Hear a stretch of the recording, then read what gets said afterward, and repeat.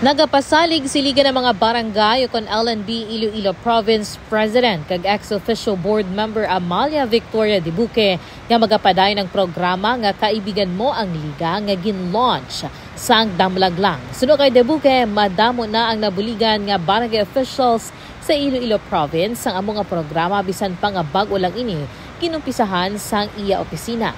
Dugang pa sang natungdan hindi magnubo sa 5 ka mga barangay officials ang mabuligan sang among opisina, umpisa nga ginpatuman ang among programa sa diin.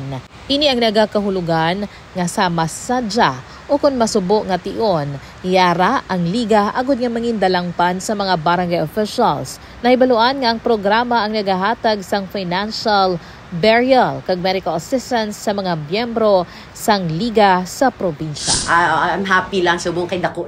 It's a big step na we are giving financial assistance for burial, medical and hospital to barangay officials na. So dako na ni nga step for us. So ginamat-amat na mag-improve pa kay nga this is already a big step na, no. This is my first pila pa lang, first 3 months pa. So gusto ko anay nga we will secure anay because we are 1,721 tipila ina. That's more than 18,000 people already ang makabenepisyo sa aton nga programa.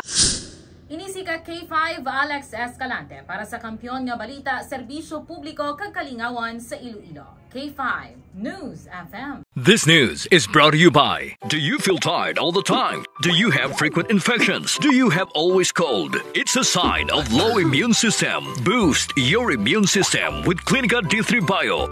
Antibacterial, natural antioxidant, immune system booster. Clinica D3 Bio has vitamin D3, lauric acid, and monolurine to fight against all viruses. Try Clinica Vitamin D3 with Coccus nocifera.